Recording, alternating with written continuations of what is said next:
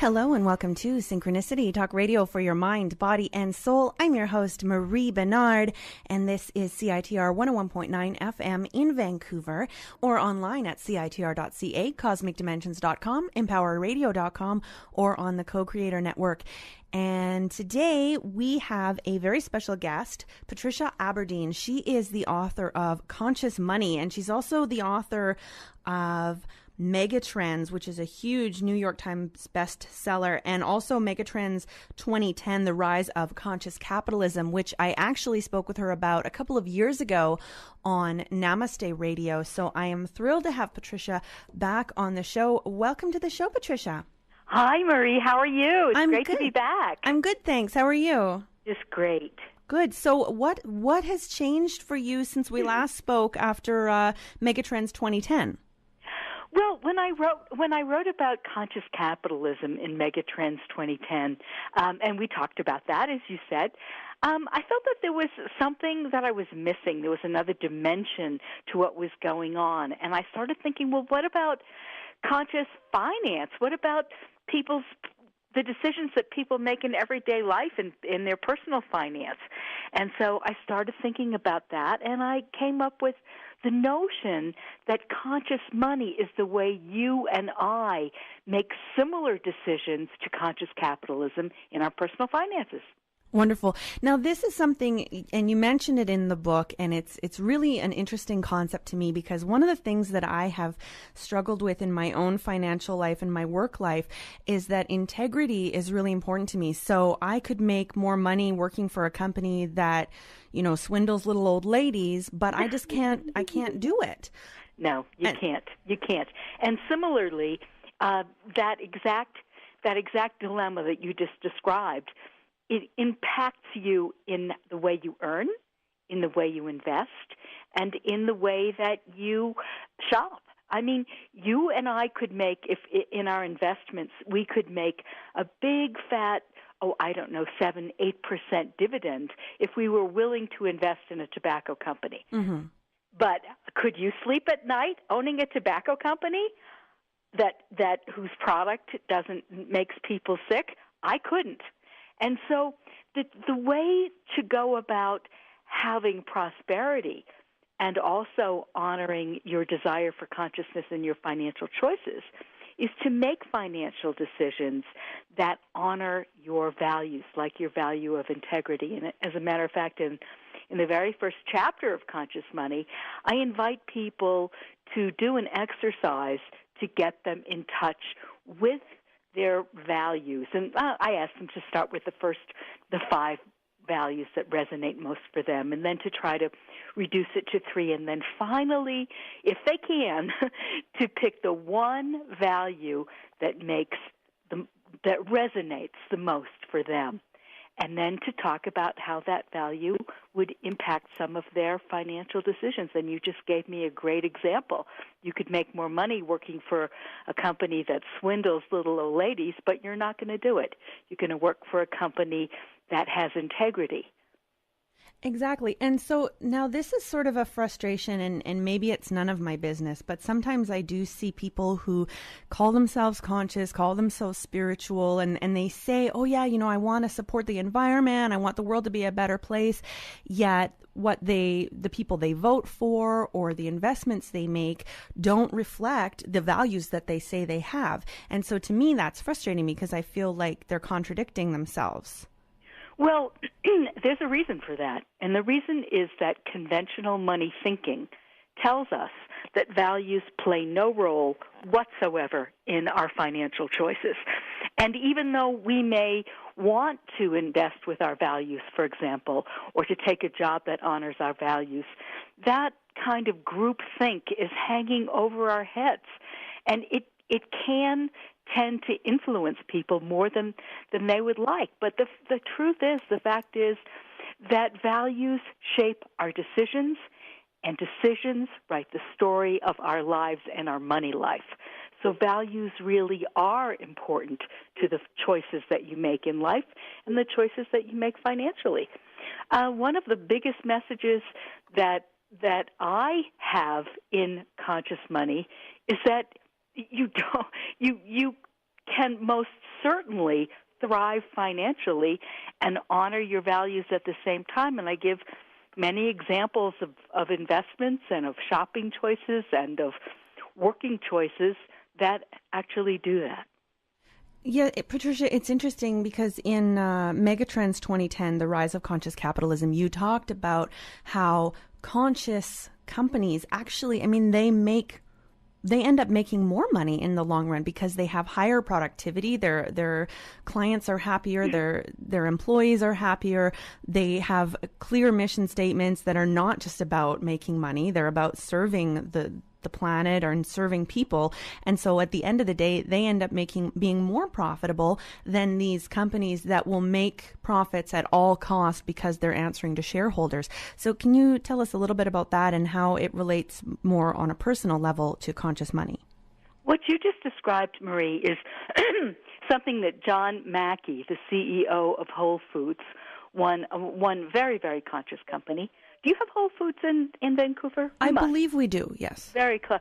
I know that they have several Canadian stores. John Mackey calls that the paradox of profit, that you actually succeed more financially if you're a company when you honor the big picture. I mean, and that's really consistent with what you would also call systems thinking. You look at business as a system.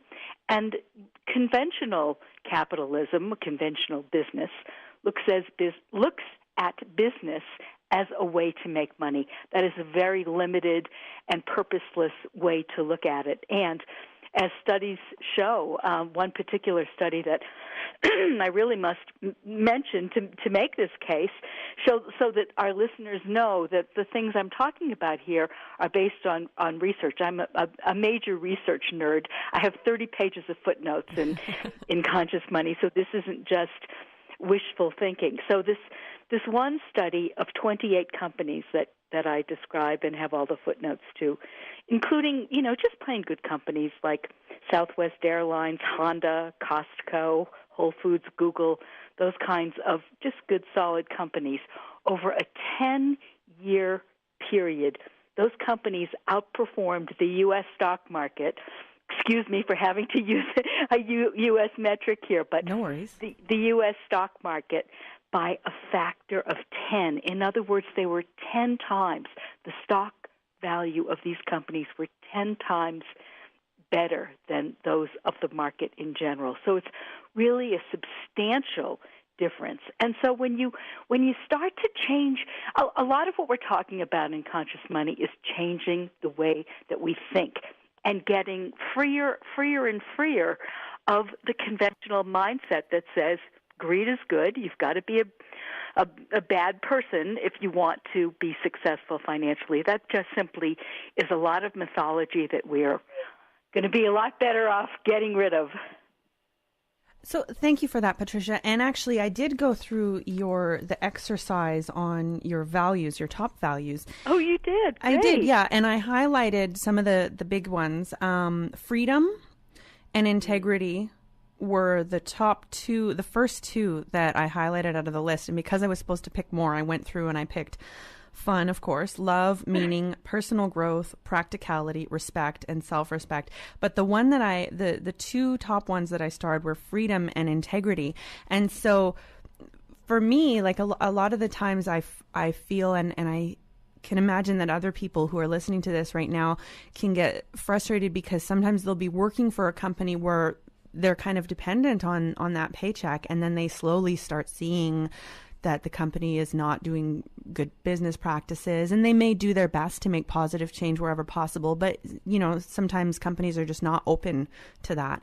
And so what do you do when you're stuck in this place where you're feeling like, God, I'm selling out my integrity? I mean, do you just quit? Sometimes if you're working in a job that you don't feel valued, you don't feel respected, you don't feel like you're in line with your own self-respect, it takes away all your energy, so you don't have a lot of energy left to look for another job. Well, you make a very good point, Marie, but in fact, that's exactly what you have to do. You wouldn't want to... Conscious Money is about following your heart and following your values, but also observing sound financial practices. Because if you don't honor both your heart and your head, you can't stay in balance. So as difficult as it may be to do that, I could never tell people just leave the company. I mean, unless you have substantial savings and you've planned this in a methodical way. A certain amount, we have to have a certain amount of income. We have to do this. So figure out, maybe tap into some personal growth, ways to renew and restore your energy, get yourself back up to par, get your energy strong through yoga, through meditation, through all of the good things that you and I know that we have to do to be balanced and to be strong. And then you've got to have a second job, which is to look for a new job and to look for a place to work and to live that is going to be a lot better than that place that's really killing your spirit. And you need to get out of there, but you need to make a plan on how you do it. Wonderfully said. Thank you. And so right in the beginning of your book, Patricia, you talk about how you actually were in a position where your financial investments and even just gift giving and the way you were living your financial life was more obligation than inspiration. So how did you shift?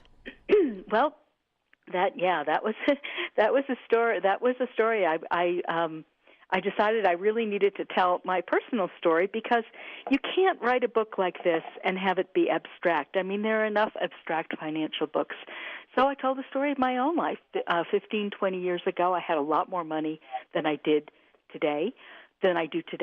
But what I didn't have is what the real core of conscious money is, which is a positive, life-affirming relationship with money. So as you're suggesting, I made a lot of mistakes in investing. The worst mistakes came when I looked for companies that were going to make me money, because I thought, well, that's what you're supposed to do. That's how I was influenced by conventional wisdom. That's just the smart thing to do. So I thought, well, I better do the smart thing. And a lot of times these companies were not particularly good investments at all. Or when I didn't really understand the company. I mean, even Warren Buffett will tell you, one of the greatest investors in the world, if I don't understand the company, I'm not going to invest in it. And so that's something that you and I should have too. And as I said, I spent a lot of money and I gave away a lot of money, but it was, as you suggest, it was from not so much from the joy of doing it, but it was from a sense of obligation. So finally I said, oh, brother, this is not working. Somehow my inner self, the spiritual person that I am, has to have more of a voice in these financial decisions. Again, I want to go back to talk about the importance of balance. Your heart has to be satisfied, but your head has to be satisfied too. So it's not like you go off necessarily, unless you want to, and make your decisions all on the basis of your generosity, because you have to take care of yourself. You know, the word self-interest has a negative connotation because some people think that self-interest means greed. It doesn't mean greed. It means taking care of yourself. And so self-interest is important up to a certain level. But when your self-interest really kind of runs amok so that it's violating your values, then you're out of balance, and you're not doing the world any good, and you're not even doing your own money any good, because that you've lost your center and you've lost your judgment. So I said, it's got to become this inner part of me has got to be part of my financial life too. So I said, I posed a question. I said, what would it be like if the right financial choice for me was also the right inner choice? Or put it in the opposite order. What would it be like if the right inner choice for me as I face this financial decision were also the right financial choice? So I held that. I didn't know what to expect. I was just experimenting. And so I held that sort of as a guiding post, as a touchstone, as a guiding post. And every time I would make a financial decision, I would ask that. And over time I developed a felt sense of what I think was the integration of my heart and my head, the integration of my spirituality and my finances. And over time, I changed. Over time, I thought, what? Overspending is absurd. It's ridiculous. It isn't even fun. And investing in companies can be a great opportunity for me to learn more about them and to pick companies that are really making a difference in the world and grow my portfolio at the same time. So gradually, I came to what I call the joy and the power of conscious money. Thank you for that, Patricia. And that was a long explanation. Excuse me for going on and on. No, that's one. Okay. We have an hour to talk, so it's fine. Okay, great. That actually, your comment on overspending brings up something that happened to me yesterday. I had to get a new cell phone, and I had drama with the last cell phone. The screen cracked, and so it voided the warranty and yada, yada, yada. So anyway, I got a new cell phone, and I wanted to make sure it was protected in this great case. So I went to the electronics store yesterday to buy a case for it, and the cell person helped me, and I was ready to pay, and I pulled out cash, and she was like, "Oh, you're paying with cash?" And I was like, "Yeah." She's like, "Oh, okay." So she had to cancel the transaction and print out this little thing. And then I had to go stand in line again. It was like I was being almost punished for using paper money. And it brings to mind, because I know so many people in this country, in North America in general, are so heavily in debt. And then you try to pay with cash and you have to, I almost felt like pulling out my credit card just because it was easier. Yes. Well, I sympathize with you. That was really a difficult situation. And, the notion of people being in debt is a very important one. And in fact, the chapter on spending is called mindful spending, because I wanted to put it in a positive context and not talk about debt, but talk about how you apply the practice of mindfulness to spending itself. And one of the most important things that you do at the beginning is say, "Do I really need this? Do I really need this?" And I was doing a talk the other day on Gaiam television, which is wonderful. I'm in Colorado at my home in Boulder, Colorado, and Gaiam TV is right near me. And they said, "We want you to talk about Black Friday." Well, I don't know if that term means anything to you, but it's the day after Thanksgiving in the U.S., which is coming up next. Gosh, is it next week already? Oh, I have a lot of work to do. The day after is when the Christmas season starts off, and all of this crazy spending, and the stores open at these insane hours, like 3 a.m. or all this kind of thing, and you're supposed to rush in and get your specials that are only valid. Oh, I mean, it's absolutely a crazy commercial thing that you really wouldn't want to have anything to do with. So they're like, "We want you to talk about Black Friday." So I thought, what am I going to say about it? I said, all right, I got this brainstorm as I'm sitting there trying to think something up. I said, all right, how about if we decide that we're going to all take on the Black Friday challenge, and we're going to say, this year I'm going to tell all my friends, you're getting recycled gifts from me.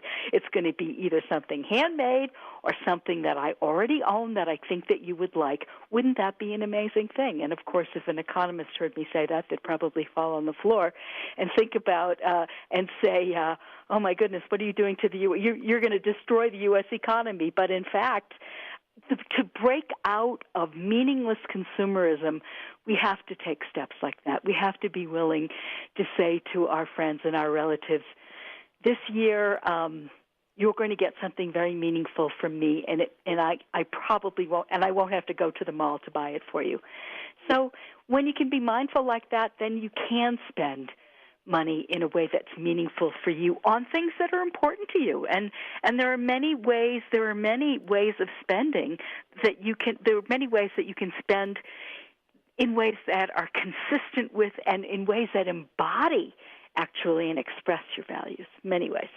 I love that. Well, I actually talked to some of my friends already about this because I get so frustrated around the holiday season.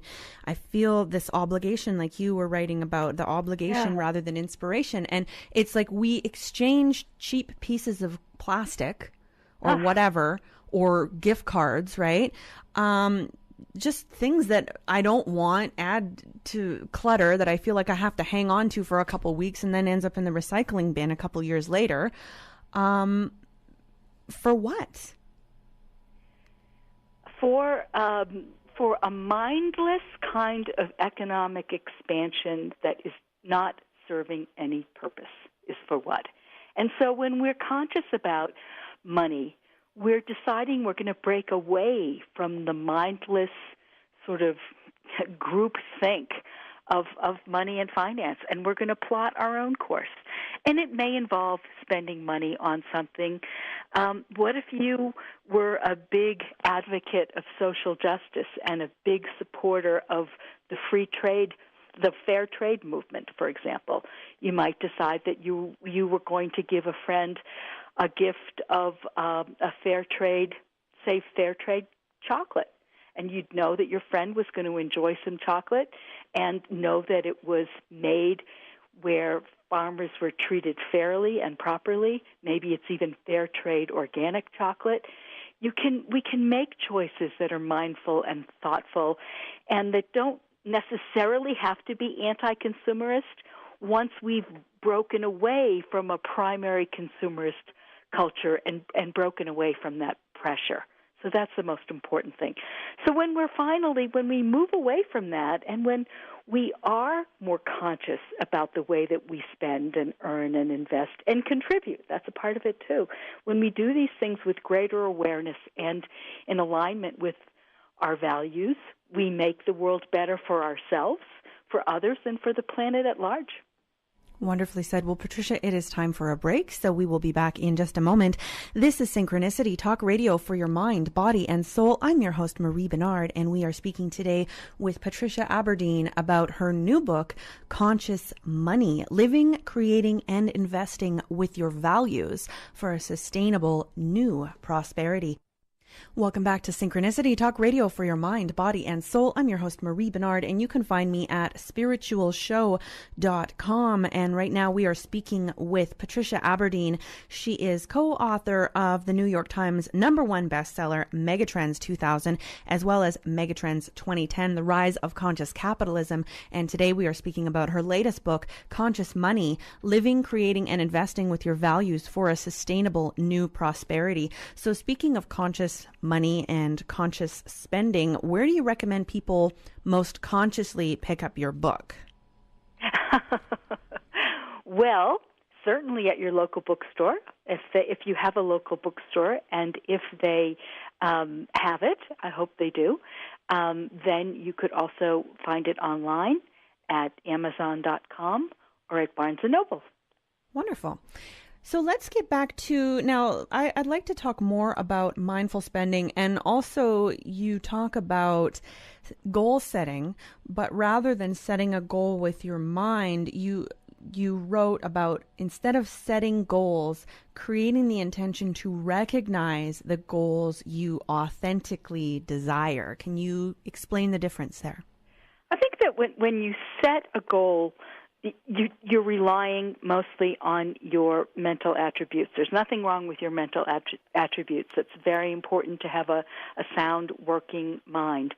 But if you're a holistic person, if you honor the holistic perspective, you need to get deeper than what your mind says. My mind says that I want to get out of debt by 6 months from now. Okay, that's a clear goal. Good, clarity, good. But when I hear that, it just feels so heavy. So you need to somehow engage your heart, and you need to somehow feel good. You don't want goals that every time you think of them, it's depressing. You want to have a goal that feels good. So you might just start toward that goal by thinking, wow, it's going to really feel so incredibly good to be debt-free. If you notice that you don't need something that you used to spend money on, if you say to yourself, wow, it's really fun to just stay home and watch a film for a couple of dollars that I've borrowed, that I've rented, than to go to a movie. And I just think I'm saving money on gas. Try to always bring in the positive feelings that are life-affirming and that honor your heart and that motivate you. It's very hard to be motivated by goals that are strictly mental. So by watching yourself, by observing yourself, the power of self-observation, I'll talk about that too when it comes to dissolving limiting beliefs, but the power of self-observation reveals to you what is dearest to your heart. And so then you can allow your goals to be formulated from that. Wonderful. Thank you so much. So let's talk a little bit more about the mindful spending and the question, do I really need this? Because I noticed that so many of us, we spend money on these things. Like I like to go to Starbucks sometimes, and I know it's just sort of, I could have coffee at home, but it's nice to go and soak up the atmosphere and see the friendly people at Starbucks. And so I'm actually not one of those people who says, just think, if you didn't have that latte at Starbucks, and, after a year you'd save $50 million. Of course they don't say that, but sometimes it sounds like that. I think that you have to be able to give yourself small treats like that, to say, I really enjoy that. See, when you make a choice like you just described, you're prioritizing. You're saying, this means a lot to me. It may be a little bit on the expensive side, but as you suggested, it's social. It's a lovely environment. It's nice. The coffee is particularly tasty. And so that's an indication of this is important to me, but maybe I'll go to a store where I save a few dollars because, I don't know, the milk is less expensive there or something else that you need. Or I won't buy the newspaper and I'll just get my news online. So there are ways to make trade-offs, but the things that are really important to you, if you have the money for them, I think it's good to do that. You can't be too deprived. Now, what about personal care products? You talk about that in your book as well. Yes. Well, it's when I started writing this book, it was still really an emerging scandal, the extent to which personal care products contain toxic chemicals.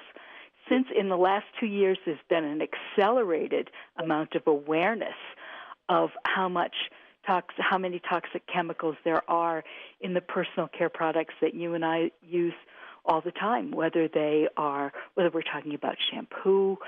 In shampoo, there's a product called Johnson & Johnson, which had a form of dioxin in their baby shampoo.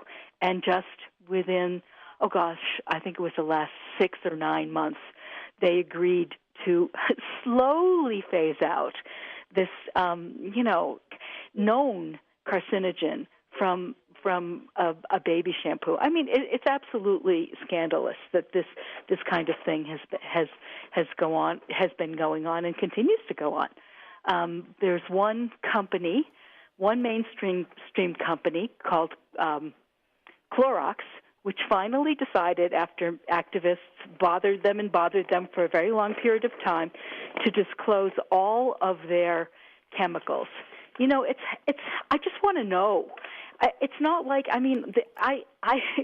my downfall is stain removers. I will use a stain remover with a dangerous chemical as long as I know. So then I kind of move it away from myself and make sure I don't inhale it. But, just honor me as a consumer and tell me the truth. That's the part about transparency. That's just so very important. And eventually, consumers like you and I, if we feel strongly about this, it's our duty to reward the companies that observe transparency, the value of transparency, if that's important to us, and to avoid or even boycott companies that don't. And that's the only mainstream company, Clorox, that does tell the truth about its ingredients. Of course, there are many wonderful natural and organic products that you can rely on that have received seals of approval from the Natural Products Association, or even Whole Foods itself has standards that it requires the products that the company stocks to measure up to. That's one of the things that drives me nuts about these natural products is that you see, like, they've got, I don't know, eucalyptus oil in them or something, and then the rest is 98% chemicals. Well, this is even a bigger scandal, because it's one thing to buy a traditional product and then to find out it's got chemicals in it, but by now we know that it does. But until very recently, several natural products, sad to say, also contained chemicals. And so that's why a seal from an independent third party we can give you that confidence, like the Natural Products Association or Whole Foods, so that you'll know. Or there's a great thing. There's a great place called the Organic Consumers Association. That's a website that you can check on, and I have some links in the book about that. They list products that they think are good. It's not just they think, they've tested them. And there's a great group called the Environmental Working Group, which has tested enormous amounts of products and disclosed the chemicals they found in them, or alerted people to companies to products and to brands that they think are truly pure and organic. So we have to, we have to think about these things. We have to be aware if we care about ourselves and our bodies, and people today really do care about sustainability and the planet, because if you have chemicals in your laundry detergent, guess what? It could harm you, but it's also going into the groundwater and into the streams. And a few years ago, the U.S. Geological Survey found that substantial amounts of chemicals residue from detergent was found in North American streams and rivers. So it's a very shocking, very, very shocking thing. And that's why people feel that these home cleaning products, the emphasis was on cosmetics for a while, and now to a certain extent it's shifted to home cleaning products, because it's very important to people, in part because of the link to the environment. Thank you, Patricia. And now I'm curious about car sharing programs and saving money on your vehicle, but I want to ask, what kind of car do you drive? And do you own it or share it? I have a Honda Civic hybrid, and I own it. And what I do is that my mate and I only have agreed that we're only going to have one car, and that when both of us need a car, we will do a car sharing thing, or we'll rent a car, but we're only going to have one car, and that's it. And it's a wonderful choice. I save money, only pay for insurance for one vehicle and parking and all of that. It's a win-win choice as far as I can tell. And of course, because it's a hybrid, I save a lot more on gasoline. Yeah, definitely. Well, now, and I'm curious because there are a lot of car sharing programs here in Vancouver. We're really lucky with that. But one of the things I've noticed, I guess it's going to take time to get bigger, because if you have, if you're right within the city, there's Car2Go, which they have these little tiny smart cars, and there's tons of places to park them. So you can go from point A to point B, and you're saving money on gas. You don't have to pay for parking. It's super convenient. But if you live out in the suburbs, you're kind of almost forced to own a car. That's true. That's true. That's true also in the U.S. with the number one car sharing company tends to be in the city. That's where the customers are. That's where you can, as you said, pick up a car in one parking lot, deliver it to another parking lot. So that's something that we will probably see those companies exploring the opportunities in the suburbs to do that, because people are just tired of owning so much stuff, and cars are just the beginning part. Tools, baby carriages, all these things that are, that we think that we have to individually own all these things. We can learn to share them, and I believe that we will grow more and more in that direction because we've taken consumerism just about as far as it will go, and it's not feeling very good to most people these days. So, Patricia, I'm wondering if you think that craftsmanship is going to come back into style, because there used to be a time when you could buy a piece of furniture that was quite expensive, but it would be handed down from generation to generation, or you could buy a pair of shoes and it would last you. You might have to get the soles replaced and you'd have to get them shined every once in a while, but a good pair of shoes would last you 20, 30 years. And now you spend $400 or $800 on a pair of pumps, and they fall apart in a season. $400 or $800 on a pair of pumps?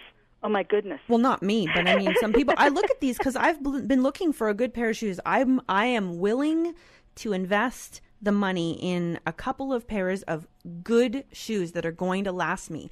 And then I look and I go to these fancy stores and I look at the brand names, and the shoes are not made that much of much better quality than the ones I get at Payless for $30. Yep. Well, if you can't find better than what you get at Payless, then you probably should just buy your shoes there. I think that one thing that as consumers have greater awareness, as they clarify what they want, they can put pressure on companies that create shoddy goods. And they can reward companies that create, whether it's cars or electronics or a good pair of shoes, that make good products, and products that are meant to last. Because it starts not with the products, but it starts with what's going on within with the consumer. And conscious money always starts within. It starts with what's going on with you, and then you take it from that out into the marketplace to make decisions such as deciding that you want products that are going to last, and identifying, maybe from message boards or maybe from asking with your friends and sharing this information with people, what are the brands that really, really last? And that word of mouth, consumer word of mouth, consumer awareness is what's going to really change the company. So it has to start with us. Wonderful. Thank you so much. So what do you think are some of the most important points, or maybe we can go through an exercise about mindfulness. Would you rather do it about the spending or about creating goals and saving? What do you think is more valuable? Well, I think that mindfulness, let's talk about how we change limiting beliefs, or to how we change ourselves from within when it comes to financial choices. Because Carl Jung taught us that there is something called the shadow. And in the shadow is the psychological dumping ground for all of the parts of ourselves that we can't accept or love. And you can bet that there are parts of our money life that get consigned to what I call the money shadow. That's where fear, a very common shadow element that we possess about money is fear, and another one is greed. And a lot of times we like to think, oh, we're conscious people and we certainly would never have greed. But really, it's that thing that you can't, it's that aspect that you intensely dislike that may be a part of yourself that you've rejected. Maybe you won't even allow yourself healthy self-interest. You're so devoted to being a spiritual person that you can't stand the notion that you have to be good to yourself too, not just to other people. So then there's the other thing called limiting beliefs about money. We all have them because it's just the way that we were brought up. Your mother said money doesn't grow on trees, so you started to have a constriction, a negative kind of limiting feeling about money. You heard at church or something that money is the root of all evil, which is actually not even the quote. Or maybe you go completely in the other direction and say greed is good. Greed is good. That's terrific. It's all about me. It's all about me. So these are all limiting beliefs, or in the case of greed and fear, shadow elements, parts of ourselves that we can't accept. And the approach to them is the same. We go through a process that is simple but challenging. And the first part of that process is self-observation.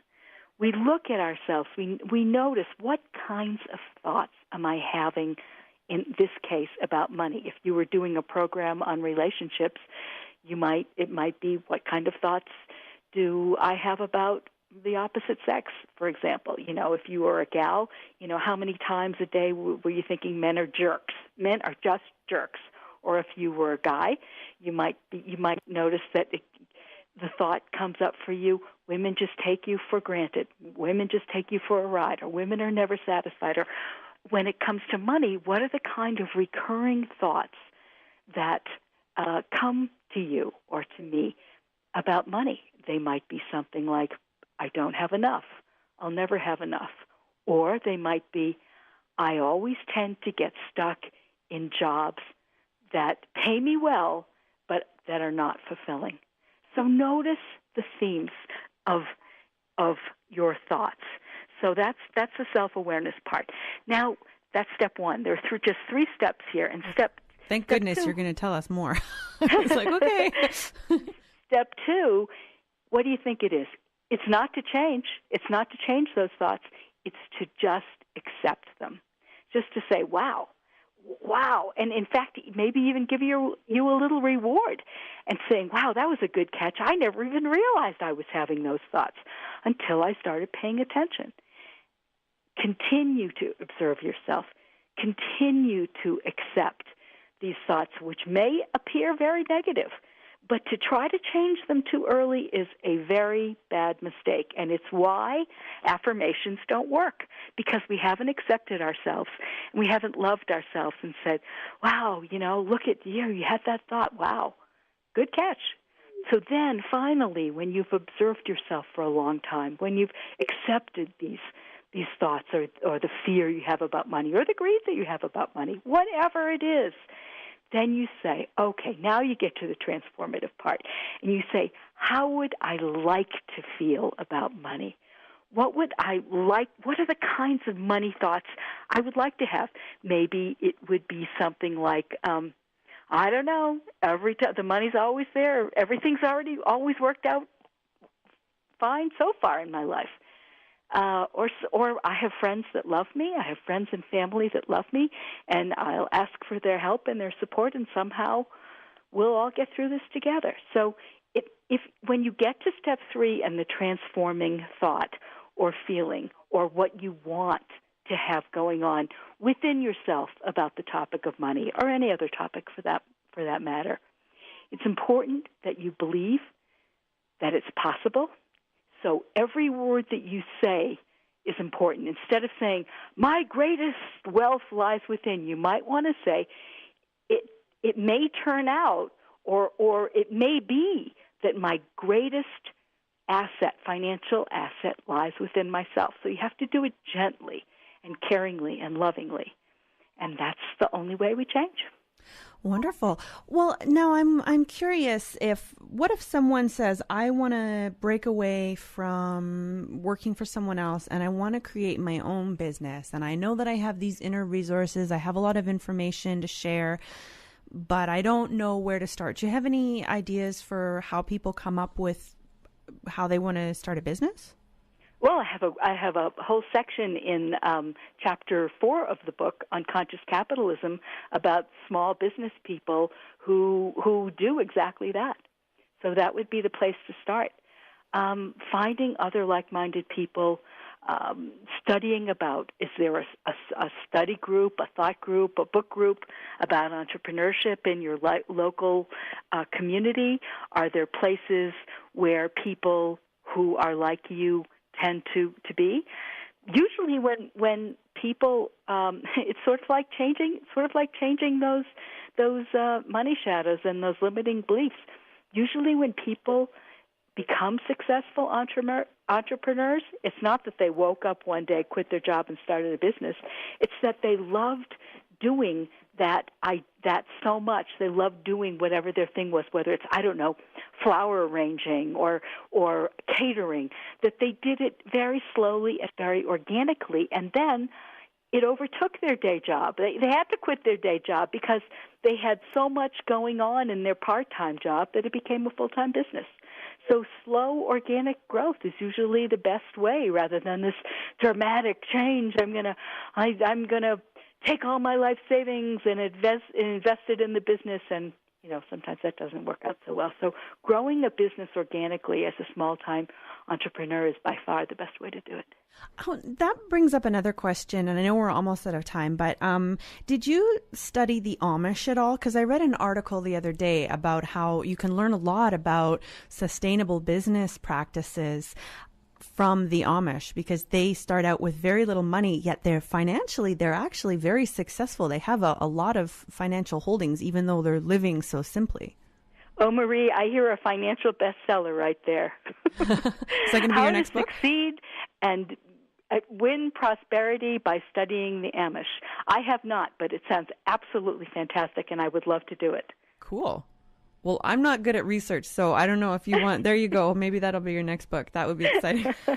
Well, then I'll have to give you credit for a fantastic idea. Thank you. Yay.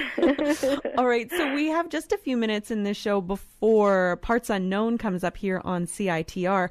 So I'm curious, what do you think is the most important point that you want to get across today? Actually, I'm gonna. It's just like having two values. I'm gonna have to go with two of them. One is that the challenge, and they're related. Number one is that the challenge of conscious money is to melt the great divide between money and spirituality, between what goes on within you and what goes on in the marketplace. And conversely, the second part of it is to remember that with every financial transaction you engage in, you have the opportunity to heal that great divide between money and spirituality, between your inner self and your outer self. And as you do that, every action, every thoughtful, mindful action that you make financially is laying the groundwork for a new global economy that is conscious, that is based on the living conscious inside of all of us. And that new economy will sustain human evolution from here on in. So that's what we're up to. We're up to creating a conscious, thriving, healthy economy. Lovely. Well, it sounds, Patricia, like I have a few minutes left in the show, and I'm going to play a song at the end, but I want to get everything I can out of you because you're so brilliant. Well, thank you, Marie. You're welcome. Very kind of you. Before I do that, though, let's put out your website if people want to get in touch with you. Yes, indeed. It's patriciaaburdene.com. My last name is spelled in a slightly unusual way. It's spelled Aburdene. So patriciaaburdene.com. But you know what? Google is so smart that even if you spell it wrong, you'll probably find me. Yay, wonderful.